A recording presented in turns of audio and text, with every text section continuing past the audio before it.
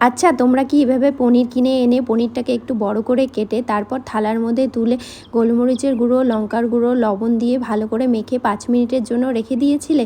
তারপর ওই পনিরের মধ্যে 2 চামচের মতন কর্নফ্লাওয়ার দিয়ে ভালো করে মেখে নিয়ে আবারও 10 মিনিটের জন্য রেখে দিয়ে তারপর কড়াইতে ভালো মতন সাদা তেল গরম করে একে একে সব পনিরগুলোকে দিয়ে ক্রিস্পি হওয়া পর্যন্ত উল্টে পাল্টে ভালো করে ভেজে তুলে নিতে হবে। তারপর একটা বাটির মধ্যে 3 চামচ টমেটো সস, 2 চামচ রেড চিলি সস, 1 চামচ ভিনিগার, 1 চামচ সোয়া সস দিয়ে ভালো করে মিশিয়ে নিতে হবে।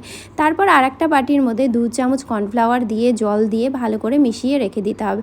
তারপর কড়াইতে পরিমাণ মতন সাদা তেল দিয়ে রসুন কুচি, আদা কুচি দিয়ে আর পেঁয়াজ কুচি দিয়ে ভালো করে একটু ভেজে নিতে হবে। তারপর কাঁচা লঙ্কা কুচি দিয়ে আবারও নাড়াচাড়া করে ক্যাপসিকাম দিয়ে পরিমাণ মতো লবণ দিয়ে কিছুক্ষণ ভেজে নিয়ে কেটে রাখা পেঁয়াজগুলোকে দিতে হবে। তারপর আবারও কিছুক্ষণ ভেজে নিয়ে মিশিয়ে রাখা সসগুলোকে দিয়ে আবারও ভালো মতো নাড়াচাড়া করে কর্নফ্লাওয়ারের মিশ্রণটাকে দিয়ে ভালো মতো নাড়াচাড়া করে ফুটিয়ে নিতে হবে। তারপর ভেজে রাখা পনিরগুলোকে দিয়ে ভালো মতো নাড়াচাড়া করে গোলমরিচের গুঁড়ো দিয়ে 1 থেকে 2 মিনিটের মতো ঢাকনা দিয়ে ঢেকে রাখতে হবে।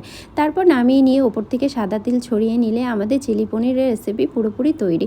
তো কেমন লাগলো আজকের রেসিপিটি অবশ্যই কিন্তু কমেন্টে জানিও। আর যদি তোমাদের ভালো লেগে থাকে লাইক কমেন্ট করে পাশে থেকো। Thank you for watching. Bye by.